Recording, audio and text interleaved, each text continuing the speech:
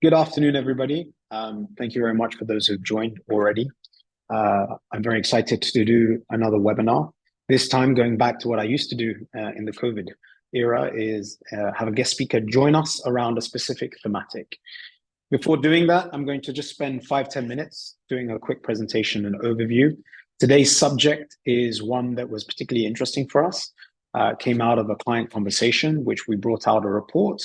And then simultaneously, a couple of weeks later, STV, and I've invited Luca Barbi, general partner and CEO of STV, talked about a similar subject. And so I thought it was opportune to ask him to join us today. And so the subject, which I'll present for 10 minutes, then do a Q&A fireside chat with Luca, and then open it up. So if anyone has any questions, please prepare them, and we can include those later in the presentation. But the subject is there a late stage funding gap? So to kind of put a little bit of context as to why, anyone who joined the Q3 webinar would have heard me talk about a slowdown in venture capital across the whole of the market. We're beginning to see that happen in the global markets, regional markets, and specifically in venture at all stages. But today we wanted to focus on a specific subject that STV touched upon as well. Is there a late stage funding gap in our side of the world? So let's put a bit of context. Cash banked global investment firmly on ice. So we've seen a drop in global funding. Despite record amount of dry powder being announced, are investors interested in investing in late stage investments? MENA investors are growing in importance to fill the funding gap. That's something I'm going to discuss with Luca. Interestingly, what we've actually seen is that international investors have withdrawn their investments for the region and focused on their home markets. But is there enough local capital to fill that gap? And finally, the macro environment that we're finding ourselves in, whether it's interest rates, which I've talked extensively on LinkedIn and in the previous presentation on how almost interest rates is, I'd call it the devil of venture capital. The higher the interest rates, the more the crowding out effect that takes place and the less interest in venture as an asset class. How does that necessarily apply to late stage funding? In the STV report, I thought there were some really interesting charts that gave some macro perspective. Here you can look at the overview for more developed markets, let's call it, or more mature markets for venture capital, the percentage of VC deployed as a percentage of GDP over the last couple of years. And you can see that the MENA, if not specifically the big three of UAE, Egypt, and Saudi Arabia, are considerably lower in terms of VC deployment to GDP compared to industry standards for the rest of the world. When you then jump into where are investors deploying the capital, again, you can see the growth stage as a percentage is around 43% of the big three geographies for the MENA region, which is considerably lower to the 74% average that you see across the other more developed markets, including Singapore, the US, South Korea as a point of example. So interesting stats. One thing I thought that was very interesting, and I'll come on to discuss this with Luca, is something that they looked at STV. How much capital is required to invest to get to a unicorn or $1 billion valuation company? And they estimate that it's close to 270 million that needs to happen. There is a program focused on unicorns in Saudi Arabia. And if you need an assumption of 40 unicorns that need to be born out of the region, that is a $25 billion funding need to achieve that objective. That's just for those 40 unicorns. And what was aggregated was the VC funding of the last 5 years, only accounting for about 9 billion. So a big gap that needs to be filled. We deep dived in our MAGNiTT report, and I've asked the team after this presentation to share the links to both the STV and our report for anyone that's interested. We have seen a global slowdown in late stage funding. In basically 1 year, you've seen a 50% drop in the amount of capital. That's the red bar in global funding. This has come from Crunchbase, and almost a 45% drop in the number of deal transactions globally for late stage investments. When you look at what the MENA region has shown, I mean, the team did research this, and there is a positive light that there has been a growing interest in late stage investments. Effectively, what they did is strip out all Series A and below investments and aggregated investments that were Series B plus. And you can see a increased activity going into 2022 in the number of transactions and large levels, those mega deals greater than 100 million in both 2021 and 2022, characterized by a high liquidity in the venture capital space, both globally and regionally. But we have seen a drop of almost 700 million this year in terms of invested capital. We have seen even recently in Q4, Tabby's announcement, which will further increase that value, but it's still lower than it was compared to 2022. In fact, when you break down when those investments were happening, they were happening at a more progressive rate going through the 2022 period of high liquidity and really slowed down, with actually Q3 and Q2 being the first 2 quarters in the MENA region that we did not even see a mega deal happen. Now, with Tabby's investment, that's taken place in Q4. So interest, or at least capital that was being deployed in that late stage, has definitely dropped off. In my Q3 webinar, I talked about how investor sentiment has shifted towards early stage investment, given interest rates and the appetite for risk is much smaller than it has been previously. Late stage has been a bit of a challenge, and it's one of the questions I want to deep dive into with Luca a little bit later. When we do look at the big deals, these are the 10 late stage deals that we've seen happen since 2019 up to H1 2023 when we published the report. I think more important than the actual numbers is to start looking at the investors.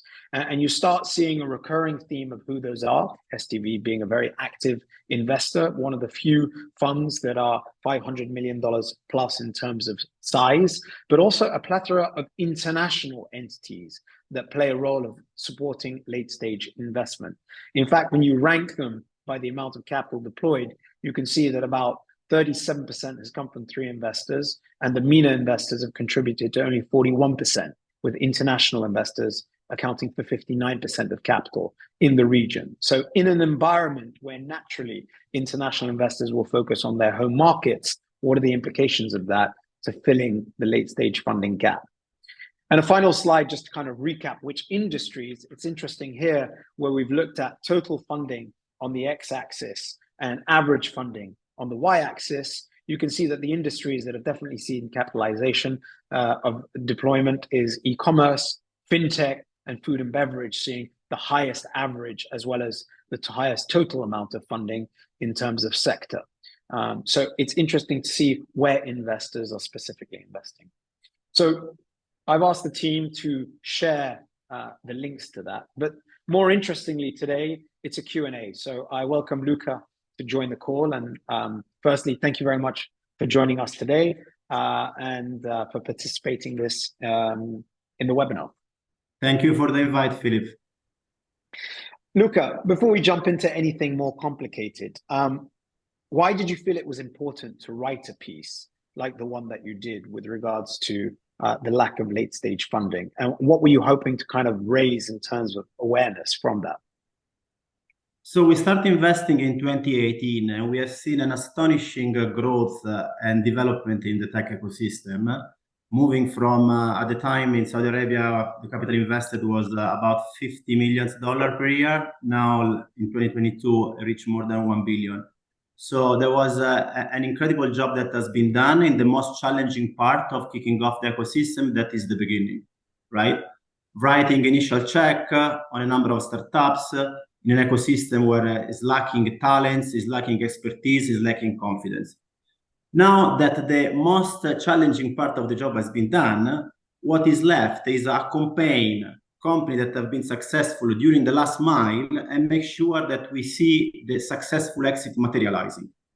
And here what we see, the pipeline of growth stage companies available, but we see a gap in growth stage VC capital availability. So we thought to kind of ring a bell and say, everybody, hey guys, we have done the most challenging part of the job. Please, let's focus to now fill the gap in the capital availability and making sure we have this success.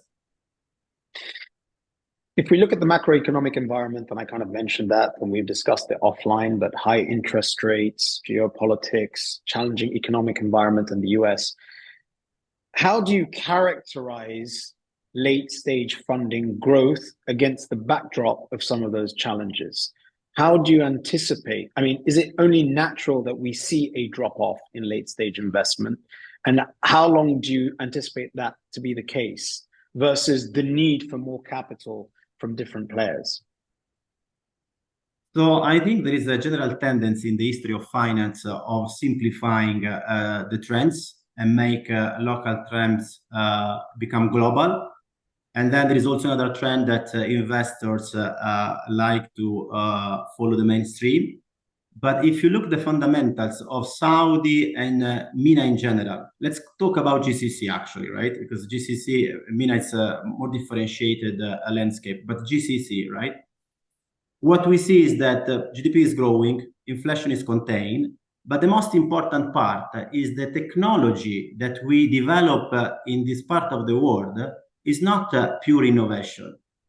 Is actually adaptation of existing models that have been proved successful elsewhere to the local market. A local market that is made by high percentage of youth that are heavy user of technology.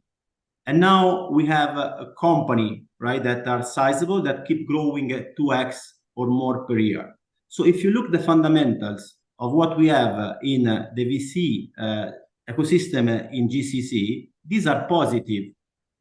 Even if you account for the compression in multiples, right, that we have seen after the peak of 2021, the growth of most of the company we have in this region is more than compensating the compression of multiple, right? So you have multiple that's moved from 100 to 50, but in the meantime, the company has doubled in size or more, so you more than compensate.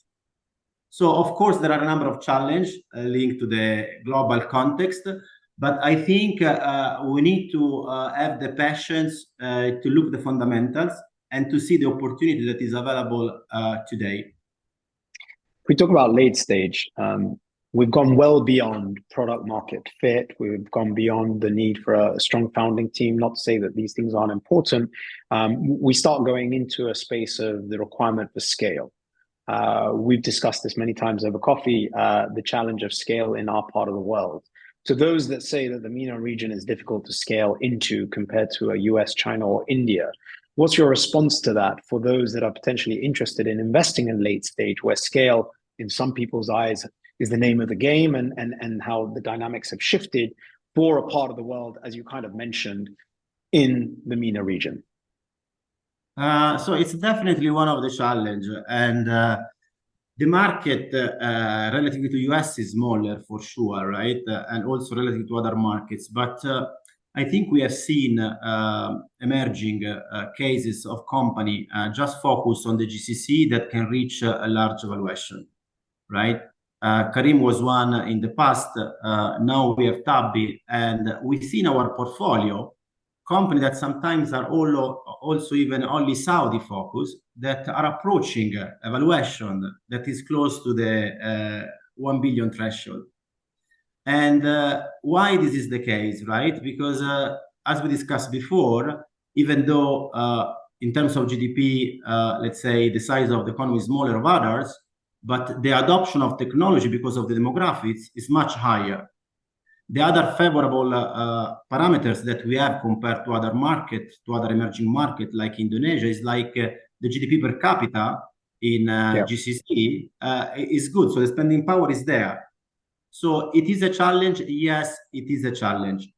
Is this a reason to believe that the region cannot output success case that can be self-standing within the border of the GCC? I think the answer is no. We will see more success case that reach a profitable valuation, profitability and a large valuation within our market. Then I think the next stage will be to create companies that are more innovative, and because they are more innovative, they can offer an innovative value proposition also beyond MENA that could go beyond MENA, right? But it needs to happen, in phases. I think we are still in the phases of replica business, MENA focus, and then going forward, we'll see more innovative business and larger and global. But also, Philip, I would like to hear your views, since you have more data point, also looking to different markets. What do you think on this point?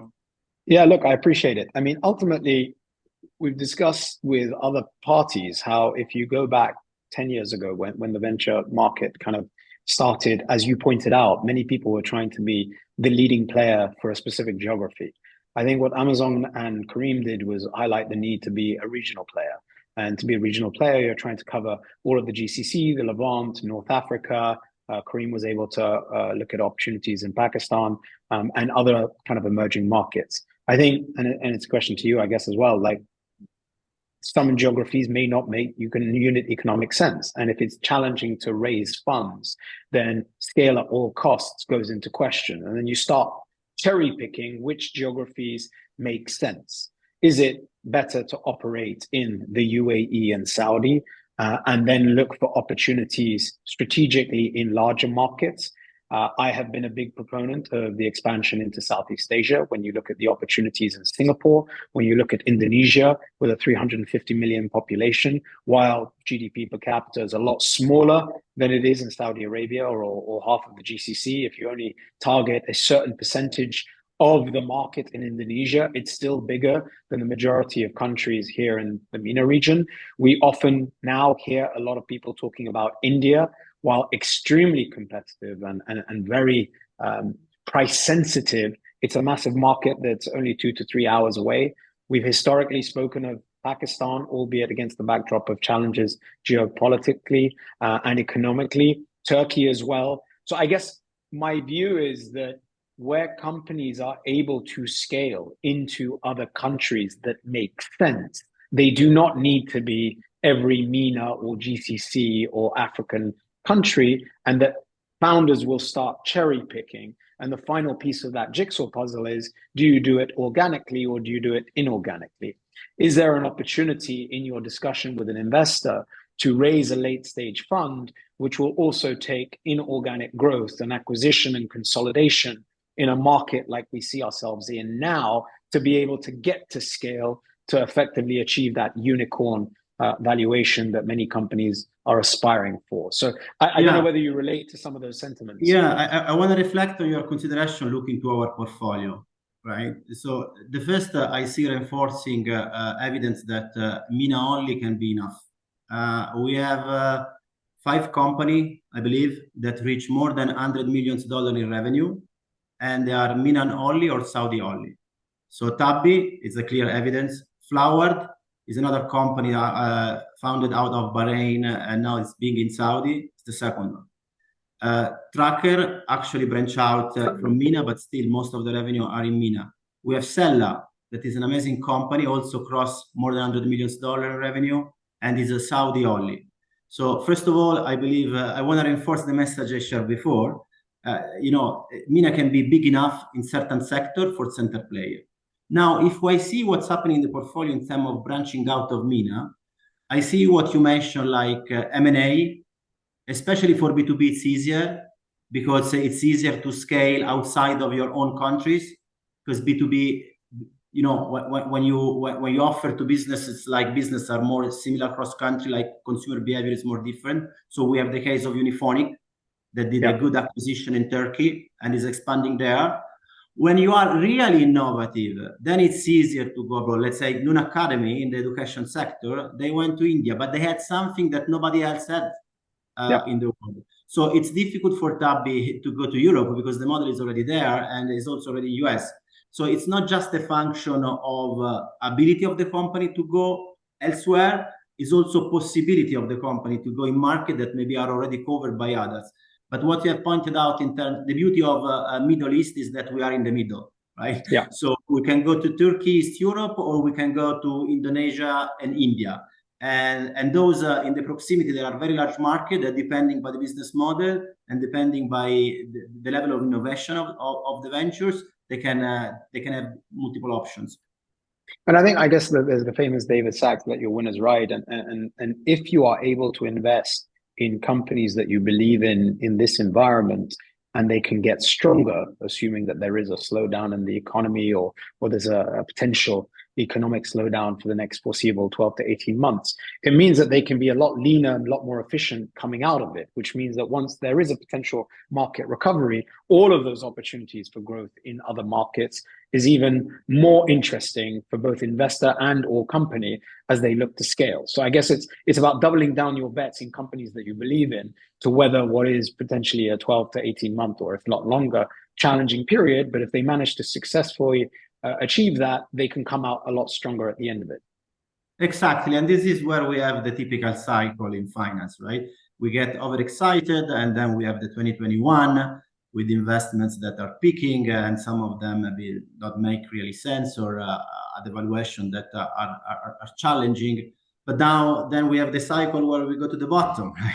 And then you are negative. And then what's the price of this? Of course, the company that will survive will be stronger, because they will have been going through an exercise of efficiency, deeper thinking, optimizing. But there are a number of companies that will not survive, that could have survived if the capital was available, right? Correct. And let's not forget, we are in a sector that is called venture capital. So it's we need to take risk, right? And the risk is diminishing as the company mature, but it's never risk-free. There is nothing risk-free, and venture capital remain risky even in the growth stage. So we will see deal like Tabby, that is a very strong company that had the ability to attract the global investors, displaying that in a downturn in MENA, in a company that is only MENA focused, you can attract global capital. But there are a number of other companies that deserve capital that will not have that strength. So this is, for me, what we put at risk today. It's the lack of investors that understand the market. They are focused on the market, and they're focused on the VC. These are lacking. And so companies that deserve capital maybe not get it in this condition. So, I mean, there's a lot to dissect there. I want to just touch on one point before going into investors is I like that image that you put in the report, talking about the 270 million to achieve a unicorn status. In fact, I've used that many times speaking to government entities, saying that if you want to create a unicorn, you can give them funding rounds over a period of several years, and you can get to that status. And I think we discussed it the other day, but I'd love to have the open conversation here. Is a target of unicorns in any geography the right KPI? We know that a lot of people are driven by KPIs. And I give you a little bit of an insight. I interviewed Jack Selby, who was one of the co-founders, or one of the PayPal Mafia employees, who was head of international development and corporate development at Jitex. And I asked him the question, is the obsession with unicorns a healthy one? And he said, and I quote, unicorn obsessions was a fad of zero interest rate environment. Now it's about good exits. And how do you develop good exits for the region? So two parts of the question. One, do you think it's the right KPI of success for what the region is looking to focus on? And two, I guess, what's your view on getting good exits for those late stage companies? Because they are big bets when you get to $100, $200 million investment rounds for our region. So my personal view is that I think is the right KPIs. So now let me take a step back. When you set KPIs and you do this benchmarking and whatever we like to do at STV as well, it's a way to help us to think forward. Okay, it's not a science, but we're not working in an environment where we predict something that is given. We are part of creating the future. So if we don't believe that can happen, it will not happen for sure. If we believe that can happen, it may happen. So when we start STV, just let me give a bit a small anecdote. When we started investing, we had $500 million in committed capital, right, to deploy on companies. And the total VC invested in the region, I think, was something like 300 million. So then we thought maybe less, right? More. I mean, it depends. It was 2018.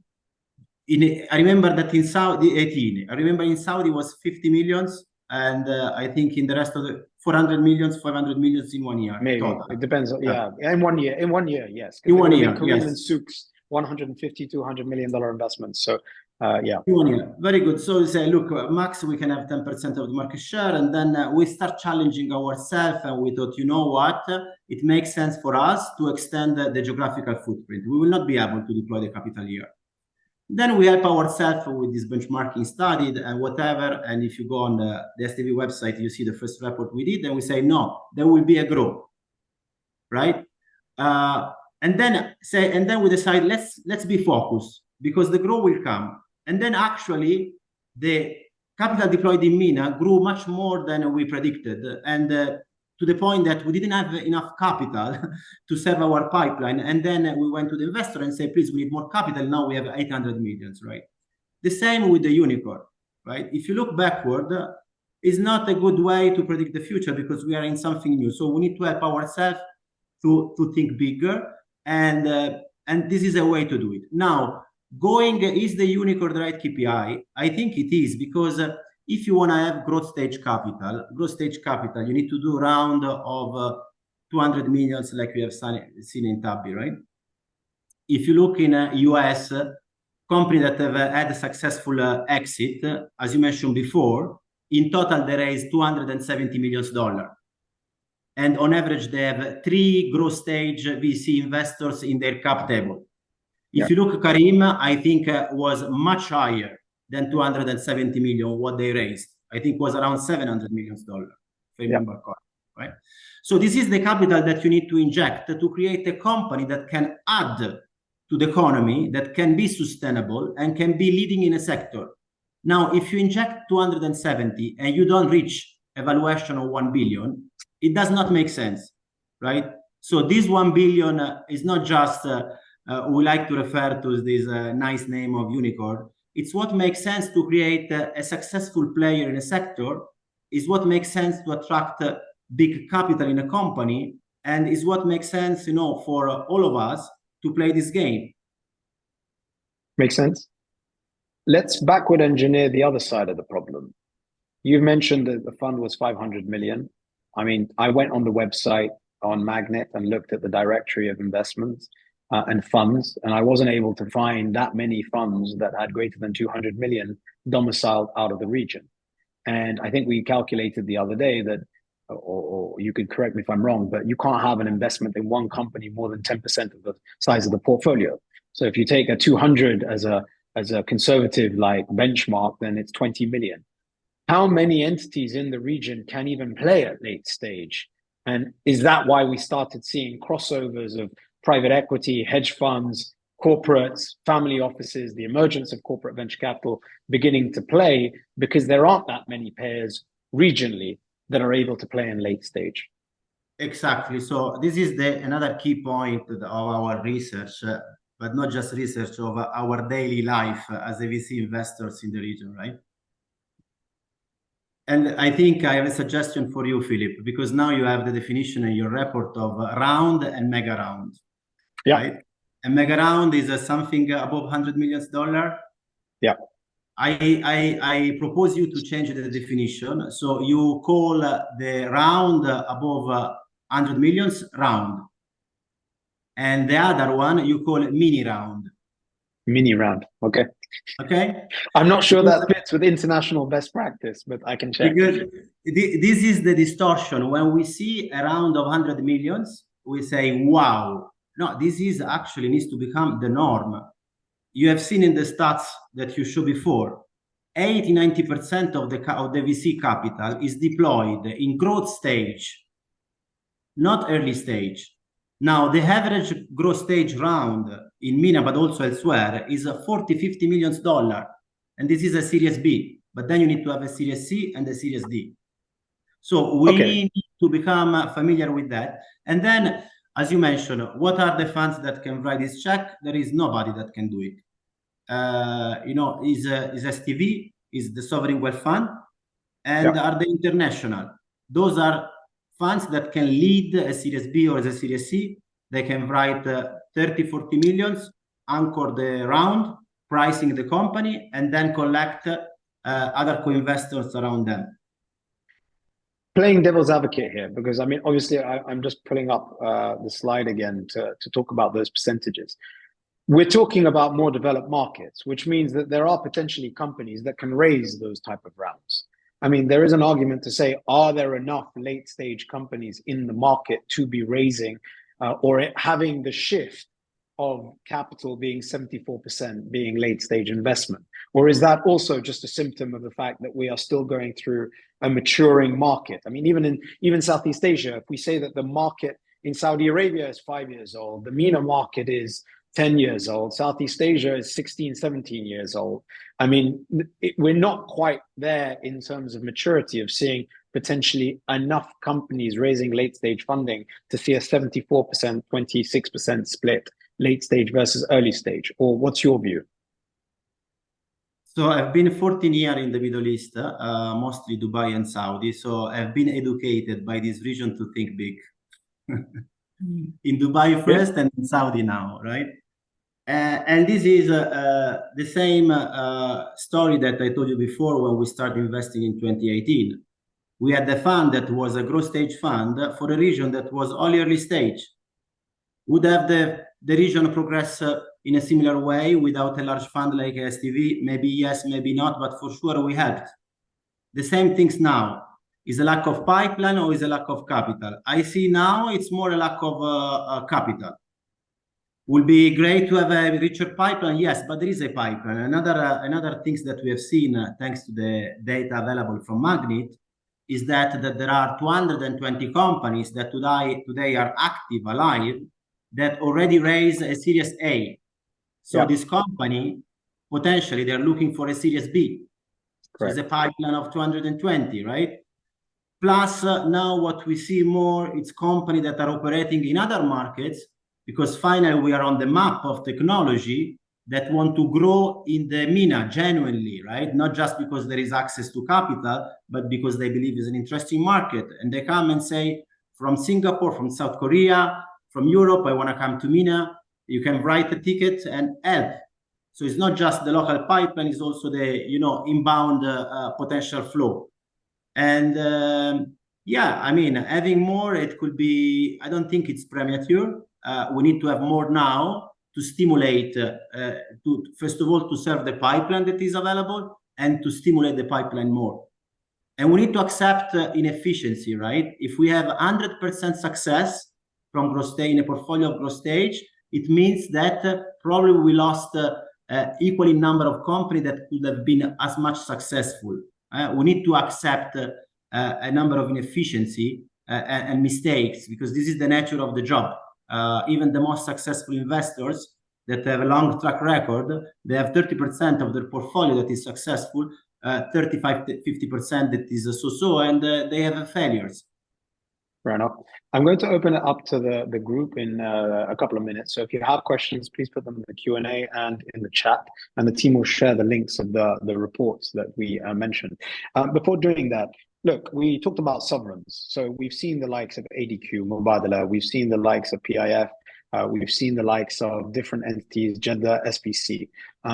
Government has a role to play, specifically in nascent ecosystems. You alluded to and mentioned at the beginning of the conversation that a lot of work has been done to try and develop early stage investments, whether it be accelerator programs, incubators, incentives, etc. What role does government play in supporting and stimulating this gap at late stage investment, in your opinion? So first of all, I want to take a few seconds to share my respect, thankful and admiration for what has been done in this region, genuinely, right? Before of STV, I was an advisor, and I had the pleasure and the honor to work with government on a great project. And what has been done in the region is, becoming a benchmark and the playbook for other countries that want to replicate in terms of acceleration. PR with events that help entrepreneurs and investors think in the right direction. Regulation, right? A lot have been done on regulation to evolve the regulation. The level of the ability of the government to engage with the private sector in a very constructive and efficient way is amazing, right? We have covered a lot in little time because of government. Now, when it comes to the late stage, what can be done from the government side to help to fill this gap, or what could be the role? I really love what have been done for the early stage with the fund of fund approach. So you actually inject capital in VC that are independent, private, and they play clearly according to the market rule, looking for financial return and doing their job of investing in venture company. I think this is worked very well in the early stage. I don't think we have the gap that we have in growth stage is not in the early stage. I think early stage there are a number of players that at least it's not only one or two, it's a number of them, right? And happy to hear your feedback, Philip, as well. And then it could work very well also from the growth stage. But again, early stage, 100, 200 millions is fine. Growth stage, you need to have 500 millions minimum. So this one I like. Honestly, I also like when sovereign wealth fund come directly into the company. It's a great help. So we have co-investment with the ADQ, with Mubadala, with Sanabil. We like to invest in the company where they invested, and we like them investing in the company where we invested and joining forces, right? But I think the first option of enabling more, we need more STV, right, in the growth stage. Maybe early stage company that have enough track record to now play in the growth stage if they like, or international VC that can be attracted to be localized more in the region, on the ground, with the team on the ground, that they build relationship, they understand the market, and they have the right focus. These are all good way where the government can help. And I think there is a need for the government to help, because when you go and talk to the private investors, what they say is what is the track record of the region, or what is the track record of in terms of exit, right? They're looking for exit because it's a good parameters to assess risk. What are the successful exit in the region? What are the successful exit of the VC that operate in the region? And they are limited, but they are limited by design, because from seed to exit, it takes 7 years. We start, investing in 400 companies per year. This is the number of early stage company invested consistently year after year. In 2018, 2019, if you add 6-7 years, we go to what? 2025, 2026. So we need to wait 2-3 years more to see the success. So the private sector, is more adverse to risk, and it's not their job to take extra risk. And in the lack of track record, they, they let's say fairly step back. So this is where I see a role for the government from different pocket, like pension fund, for example. They play an important role in other ecosystem. We would like to see them more active here. Sovereign wealth fund for sure. They also have a lot of experience in investing VC overseas. They've started many years ago doing so. Now it's the moment also to do it here. So my view is that if you speak to anyone in the ecosystem at any stage, they'll say there's a lack of funding. So it depends who you're speaking to. I take your argument that there are more seed funds and more angel funds, or at least maybe Series A funds than there have been historically, but the demand for capital has continued to grow. And as you mentioned, 400, 500, I always characterize it as a pyramid. I mean, as long as you're continuing to build the bottom of the pyramid, there'll always be more and more people requiring funding. I agree with you that there is an argument to say that late stage is more acute because we've been so heavily reliant on international investors, and I'll come on to that question in a second, and that there aren't many entities that are able to play at late stage. But I think it's challenging to say that every stage, not to say that every stage of investment here in the region is challenged to actually get capital, specifically in the current economic environment that we find ourselves in. So I think that's an interesting one to kind of see how we can develop with the coming years. And Philip, before opening to the Q&A, I would like also to have your view, since you agree with me there is a gap in the growth stage. What do you think would be the way to fill the gap in a practical and timely manner? Yeah, look, I mean, I was going to ask you a question, which was, how do you attract international investors back to the region? And I think that if you look at the challenge that we're faced with, I've been a big proponent for, I'm not necessarily at the point where I agree that unicorns are the right KPI. I take your point. I think that there is great vision to have KPI towards something ambitious, because if you only aim for 40 and you get 20, or even if you get 5, that's 5 more than if you don't try and aim for it. So that I completely understand. I think that what we've seen from the success stories of Careem and Souk and some of the other companies, InstaShop and the likes, where exits have happened, they have spurred on and created more experienced, worthy founders that come on and create new companies, which is what the region has basically lacked. So success stories breed success. And the stat that I keep on saying is that if you go back and aggregate 10 years worth of investment, 2,500 investment rounds, 1,800 companies, only 6% of those companies have exited, which creates a bottleneck for founders. It creates a bottleneck for ESOP. It creates a bottleneck for investors. It creates a bottleneck for governments.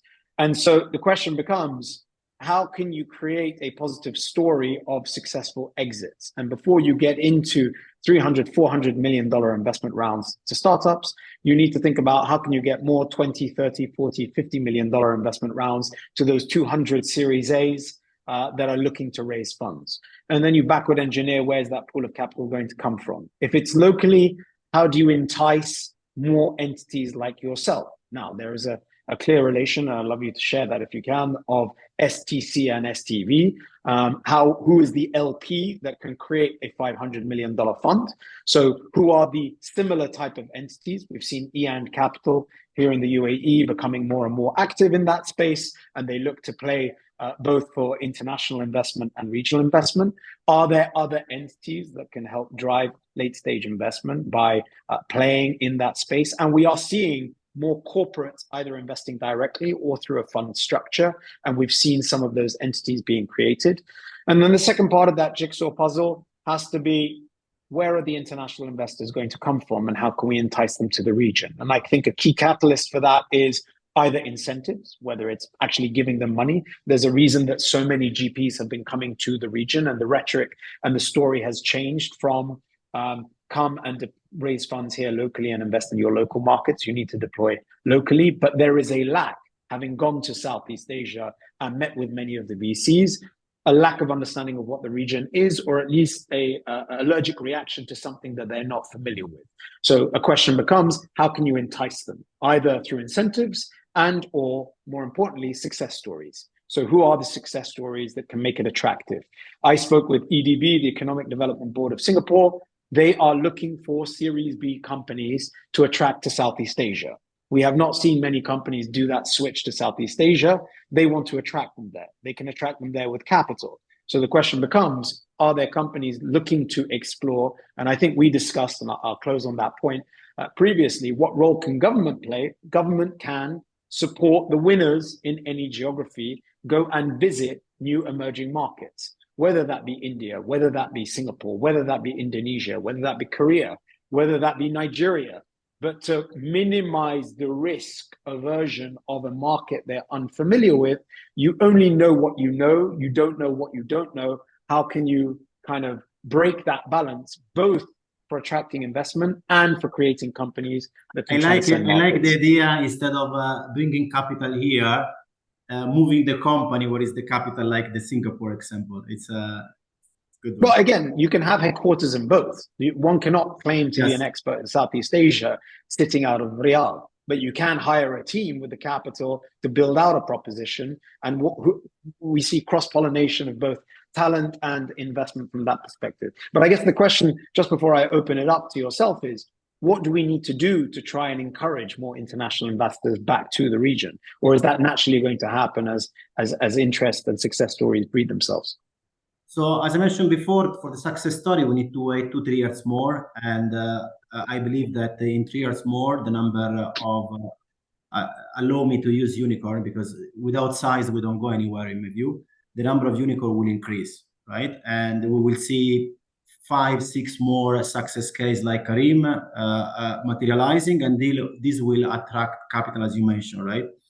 But my concern is for the next 2-3 years, right? These 2-3 years, I don't see any other fix that support from local player like STC did with us, like SVC and Jadwa did with the early stage fund. we need to solve our problem internally. And then once we have displayed to the world that this is a good place to do a VC investment, then we need to put the responsibility totally on the private sector and say, now is your job to attract capital, right? But now it's we still don't have the conditions to do it.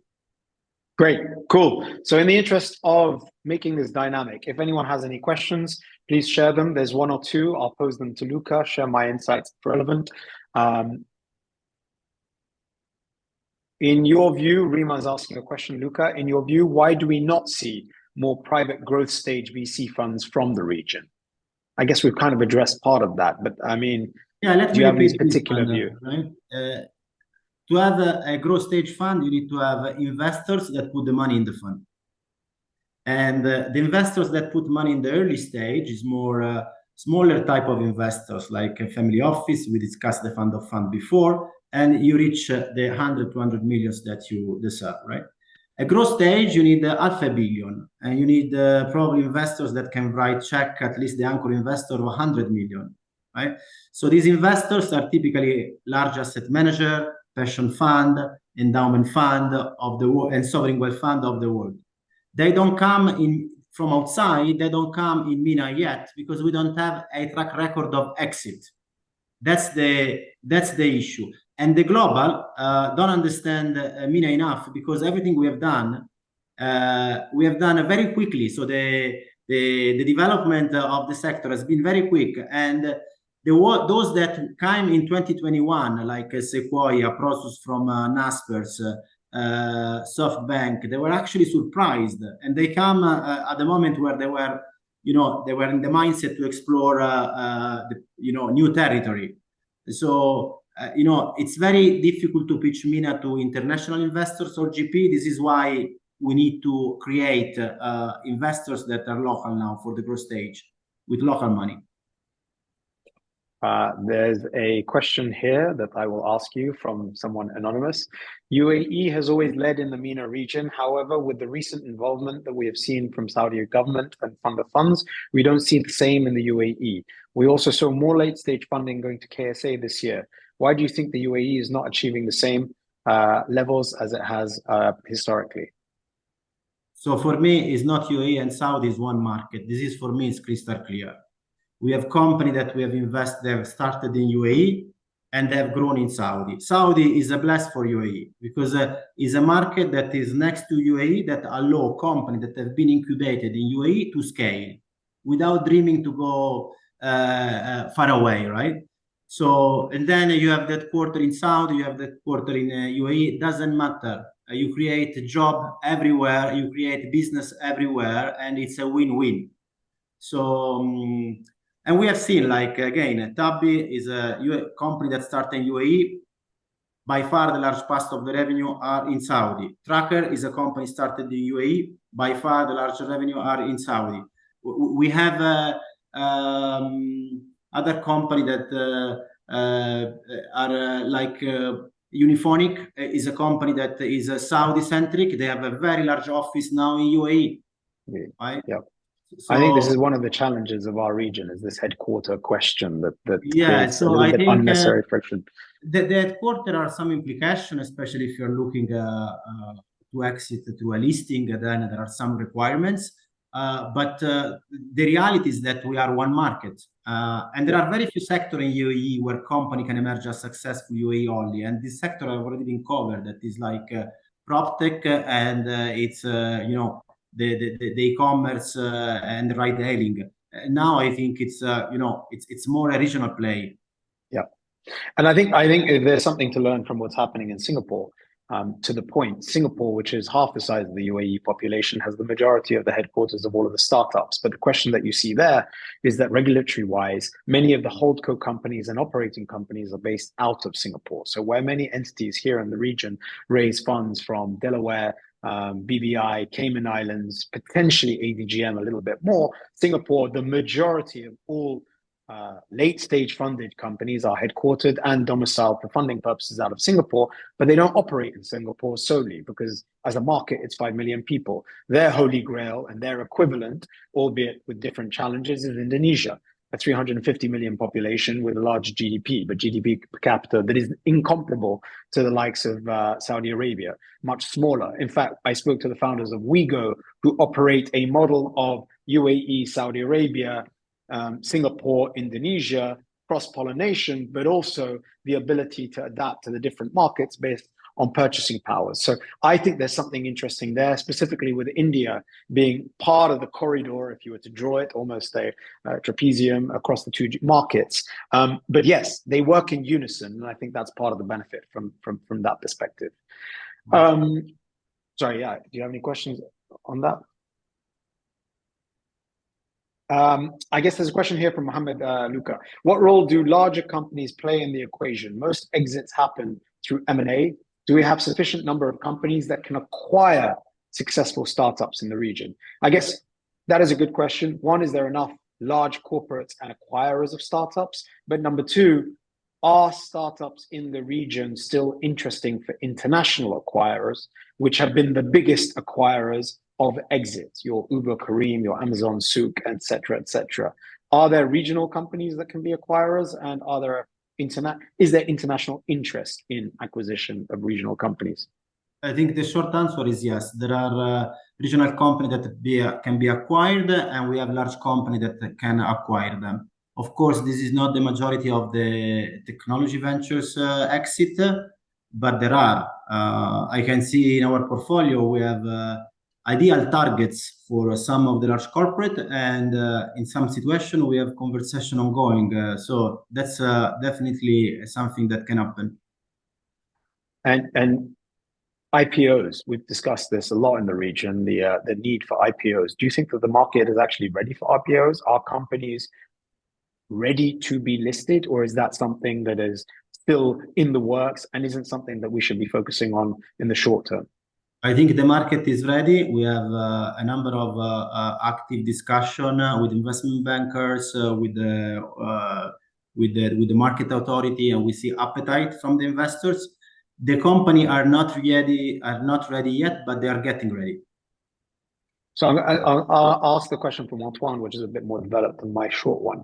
Apart from a few successful trade sales acquisitions, IPOs that happened locally or through the NASDAQ proved unsuccessful. In order to attract foreign VCs and onboard local family offices, do you think that there must be lobbying involvement from regional investment banks, wealth managers, to educate, push their customers to reactivate regional listings as a profitable exit route?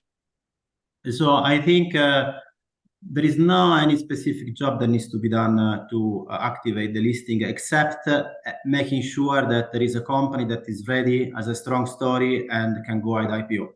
IPO should not be rushed. This is our responsibility as a private investors to make sure when we list a company is ready to be listed, because the market cannot, have the patience to understand the dynamic of a company that is not mature. That's why I think sometimes rushing, yes, you are first in line to proclaim that you are successful, but then the trouble come. And again, we start in 2018. If someone got listed before the next 2 years, probably was a rushed. It takes 7 years, right? So our view is like, yes, IPO is the first, let's say, priority for exit. We see that.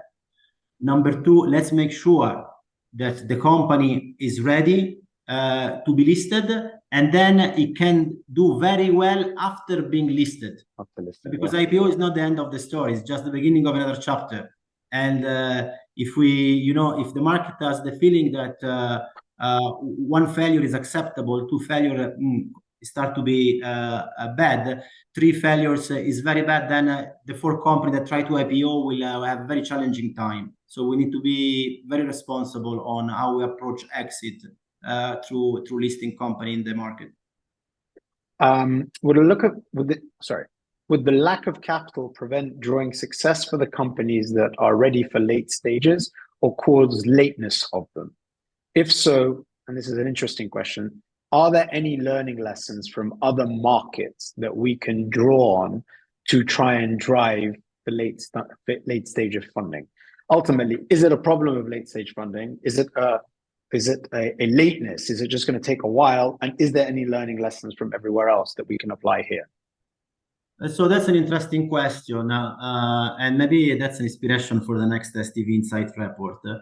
I think LATAM is an ecosystem that could be comparable to our ecosystem. There was a lot of early stage activity, and then there was a vision fund becoming active there.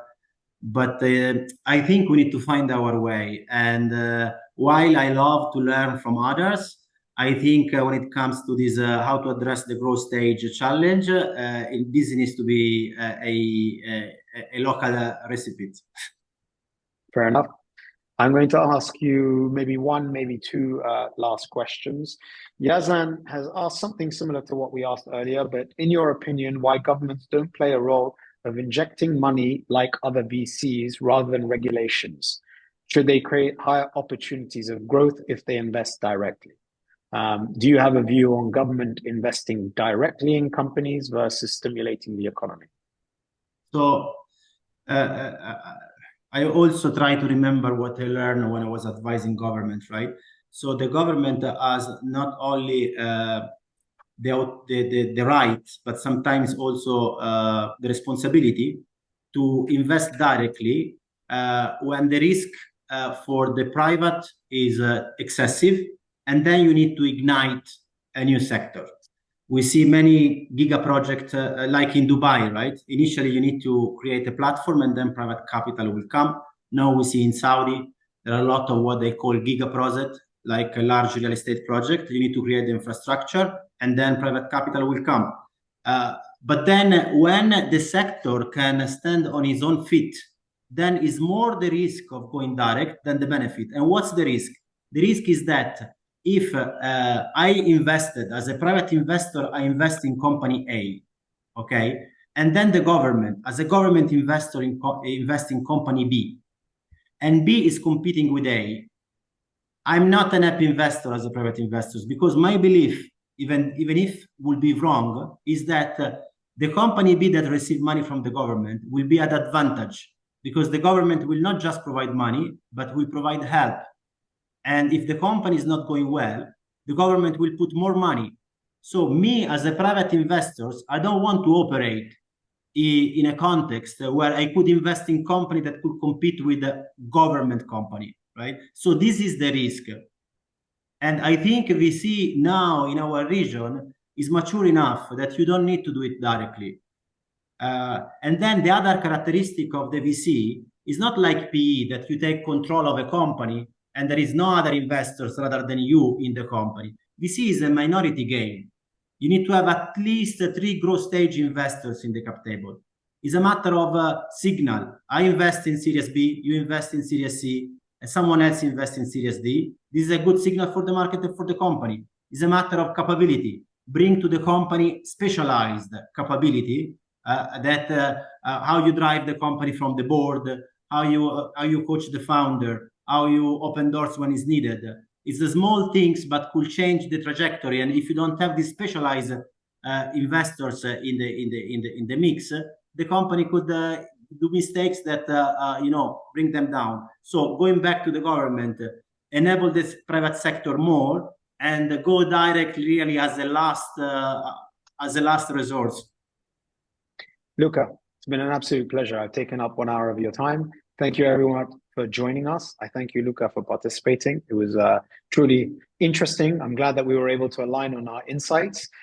No doubt, as we go into 2024, there'll be lots of predictions, and I'll be reaching out to you for yours. But leaves me to say thank you very much. I found it super interesting. And thank you for your insights. And look forward to catching up for a coffee when you're back. Thank you very much, Philip. See you soon. Thank you. Take care. Bye-bye.